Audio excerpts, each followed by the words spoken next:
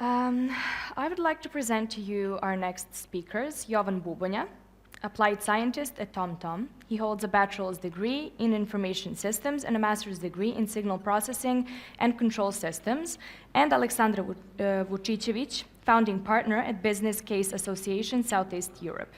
Join us in exploring the future of healthcare safety with our AI-powered system. His presentation showcases the transformative potential of computer vision in safeguarding public health, harnessing the data generated during the COVID-19 pandemic. Jovan, Aleksandra, the stage is yours.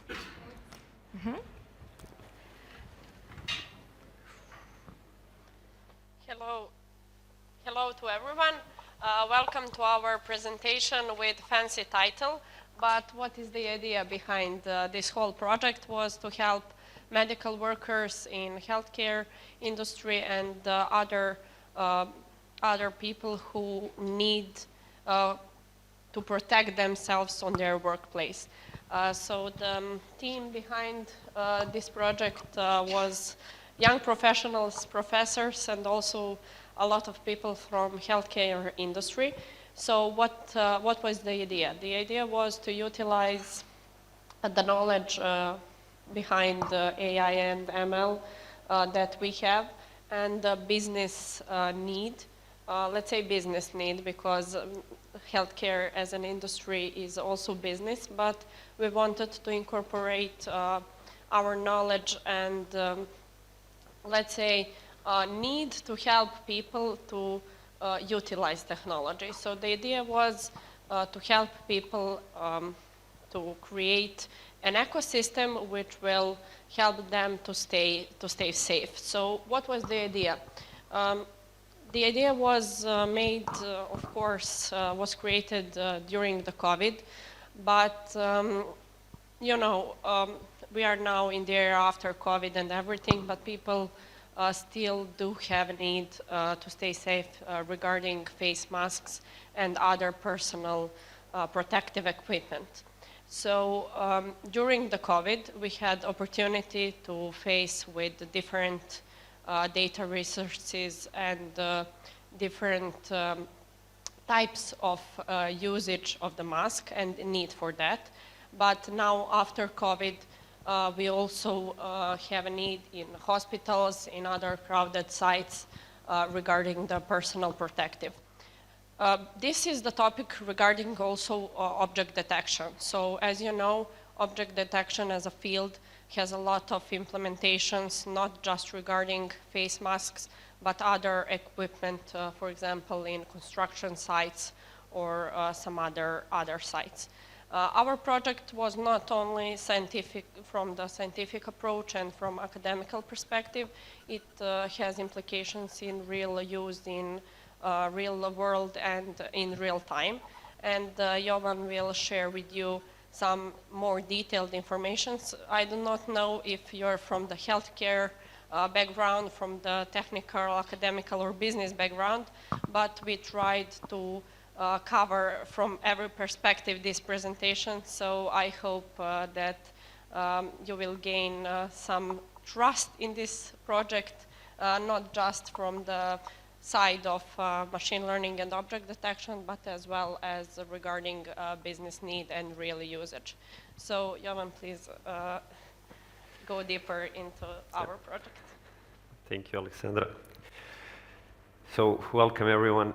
I will try to guide you through these more technical details and maybe some motivations behind the project. So first of all, we will be introducing a benchmark data set for mask detection. Maybe let's take a step back and try to justify why we needed to create our own data set. So basically, most of you, like when scrolling through LinkedIn, Facebook, other social medias, you've seen other systems that were developed for medical mask appliance, but most of them were limited in use cases. So basically, there were some quick implementations that needed to be up and running soon when COVID hit us. So basically, they were implemented on the entrances or some maybe offices, public places. So you basically needed to scan your profile, and if the mask was present, you were basically let in the building. but that is not the real use case. Like basically when you walk in that building, like nobody like knows what you're doing afterwards. So you could easily take the mask off and maybe put others into risk. So yeah, basically that was the motivation behind creating our own data set. We were focused on sourcing some real-world scene images from the internet. So we source images from Google, LinkedIn, and Facebook. We tried to keep them like as close as we could to the real-world scenes that you would encounter in these crowded places.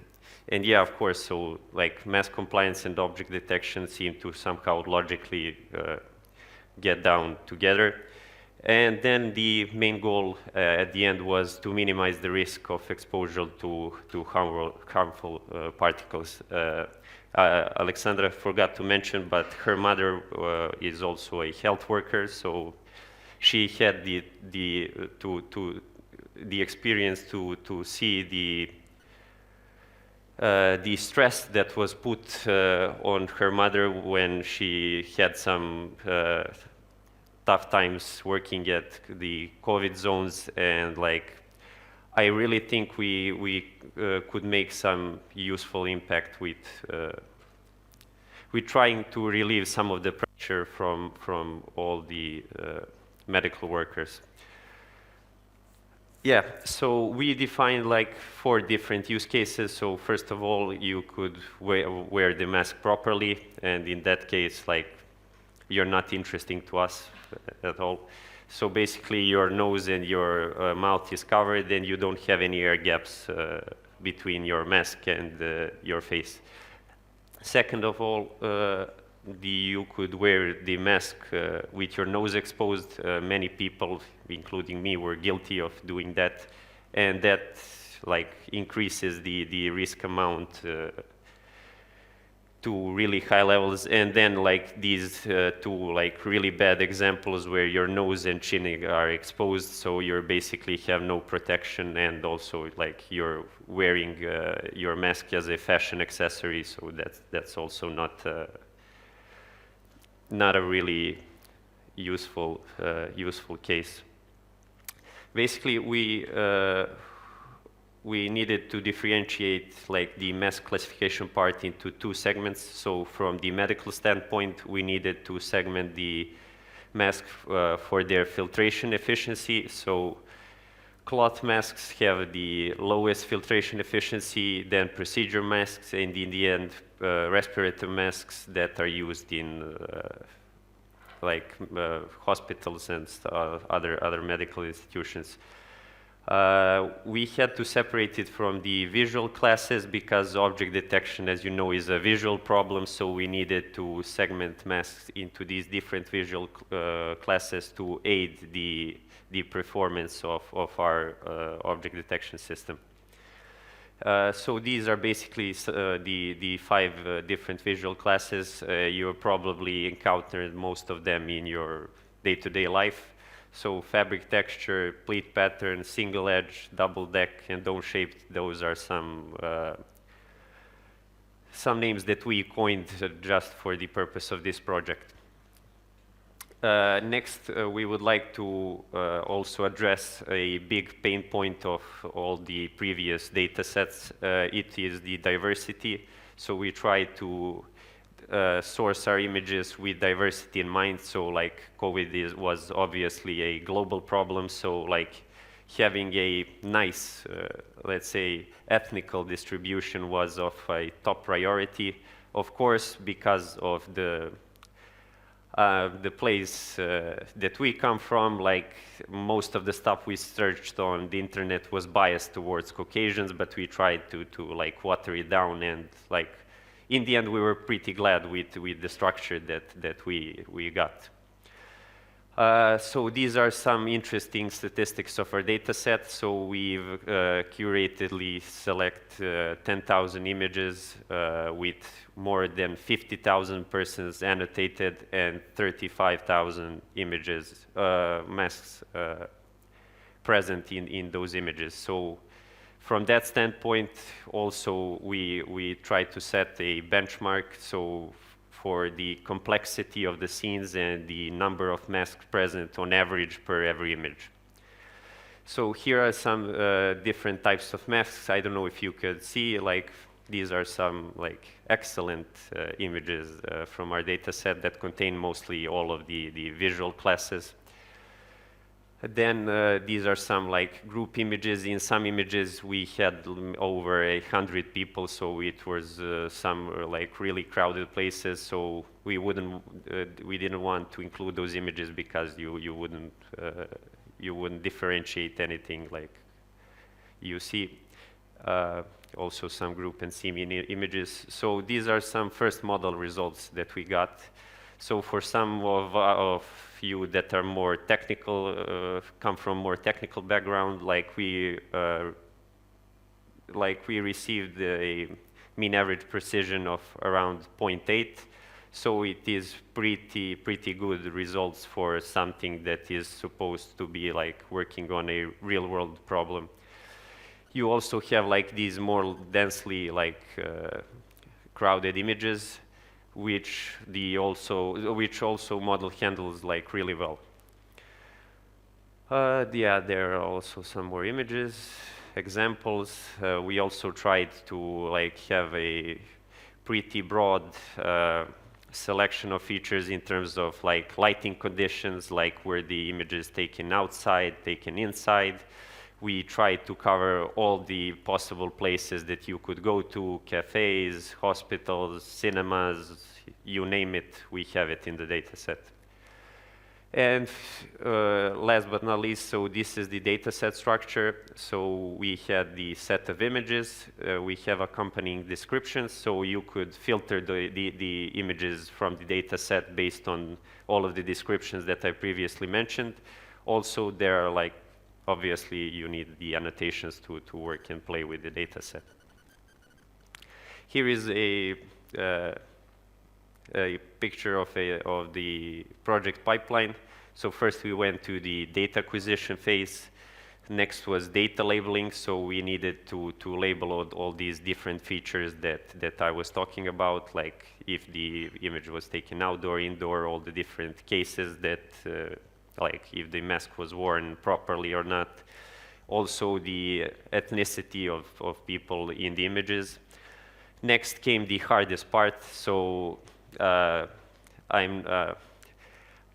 it took us more than a year to get all the annotations right. So it is a pretty labor-intensive stuff. So yeah, we had help from our broader community. So everyone who we know and who we encountered during this project was more than willing to help. So I want to thank everyone there was more than 20 people involved in the annotation process. So without all those people, like the project wouldn't be possible at all.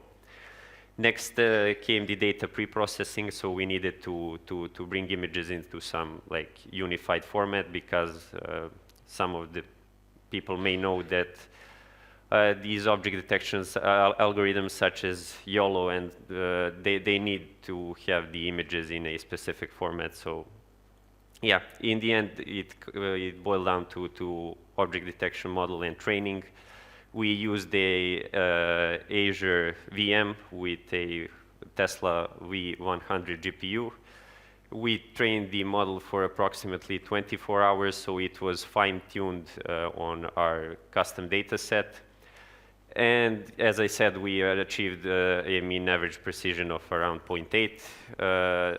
Afterwards, we used some pretty clever heuristics. So in the end, the idea was to have a real-world, let's say, business impact, so that the person who is responsible for medical mask compliance in the institutions that we mentioned would have a pretty easy time using our system. So basically, the idea in the end, when the system is released, every person in the room will be labeled in three risk classes. So basically, the low risk, medium risk, and high risk with regards to the that filtration efficiency class that we mentioned previously. Yeah, and in the end, yeah, as I said, like we built a comprehensive solution. It should work real time, real world. So like in the end, we would just like you to download it, deploy it, and everything should work flawlessly. Maybe Aleksandra could So finish up. to wrap it up, we tried to stay under 10 minutes because we know that it's a lot of lectures now. But what was the idea behind this project, and still is the idea? If you're from the scientific background or academia background, you can have, let's say, impact through our scientific paper. It will be soon available to be seen. If you're from the background of machine learning engineer or data scientist, you can really use all hard work of those 20 plus people and download the data set and do everything that you want to do. So we are really open to collaborate with other data scientists and machine learning engineers, because this data set cannot only be used regarding this specific use case that we tried to cover. So 10 plus labeled and annotated images are really huge regarding the diversity and everything. So if you're from the scientific background, scientific paper, of course, will be good for you. If you're from the healthcare background, that would be also be great, because we tried, as Jovan mentioned, to include people from the industry. You know, a lot of machine learning engineers and people from business do not have specific knowledge regarding some industries. Here we are, of course, talking about healthcare. So if you're from that background and you think you can help us, or we can help you with your institutions, for example, one hospital in Belgrade, we are now talking to them regarding this system, because for them, COVID was, of course, and that period of time was intense, but they need this kind of solutions for not just 2 years or 3 years. They need that for a long time of period. So if you want to collaborate with us, we are more than open. If you want to utilize our data set and our knowledge regarding machine learning, we are also open to that. We tried to just say a couple of words regarding highlights of this project during this presentation, but I'm not sure if you want, but you can scan the code. There is a small short form behind this QR code, which will guide you if you want to leave the contact, your contact, even for data set, for healthcare institution help, or some other purpose. We will then contact you to see if we can collaborate together, and of course to inform you when scientific paper, data set, and everything will be open for usage. So we tried to help not only from the perspective of machine learning background, but also from the healthcare perspective, and because of that, that is the reason why we are here on DigiHealth. This was object detection project from our perspective, but as well as regarding impact on wider community. So that, I think that would be all. We tried to stay short, yeah. Forgot to mention the project will be available on GitHub, so we're currently working on the site where the data set will be published, and also our GitHub page. So if you fill up the form behind the QR code, you will be notified when everything is online and up and running. So yeah, thank you everyone for listening. And I think we have 2 more minutes, maybe just for questions, if there's some of them. Yes.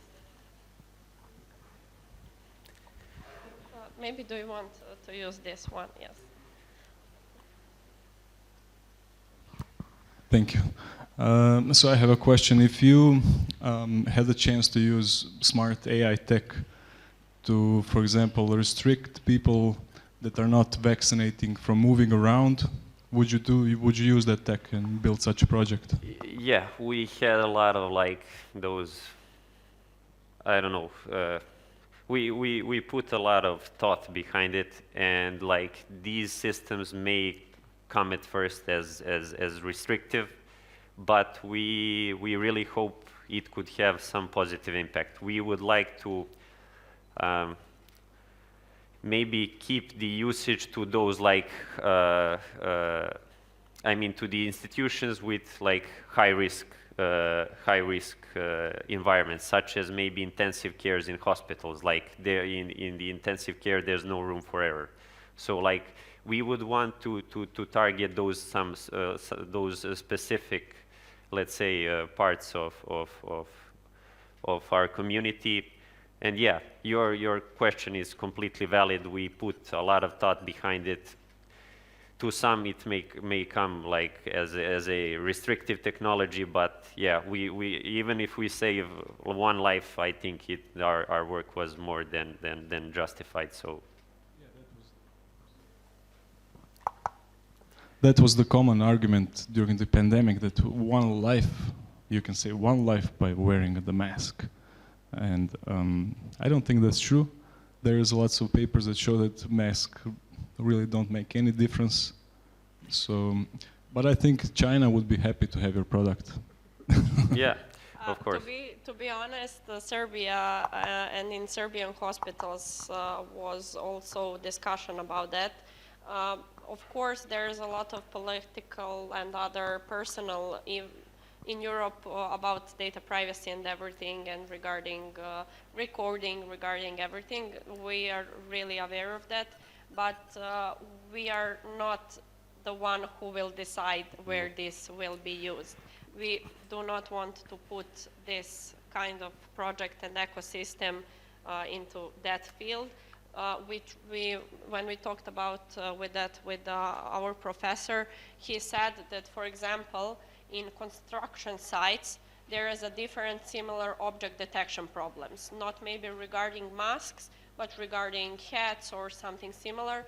But for example, if you're doing, if you're working in some kind of fabric which are dealing with some kind of materials and chemicals, you will also need the mask. So this is not regarding surveillance, that this is regarding protection. Yeah, so we're and positioning also like I get that. where you come from, like you're maybe it's not that great, you're downplaying the impact that COVID have on the world, like too many people died because of the pandemic that we were in. But also I agree completely with you.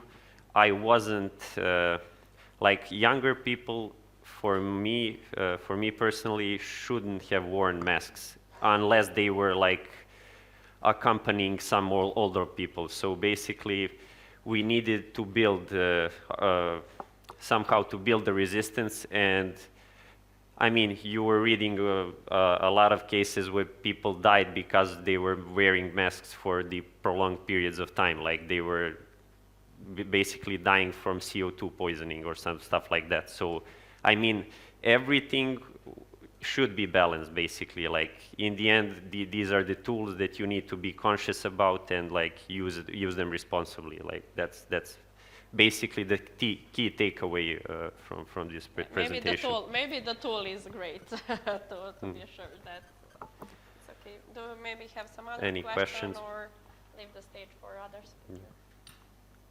I think that's it. We will be here in the hall and everything. So if you have something, we will be here. Thank you.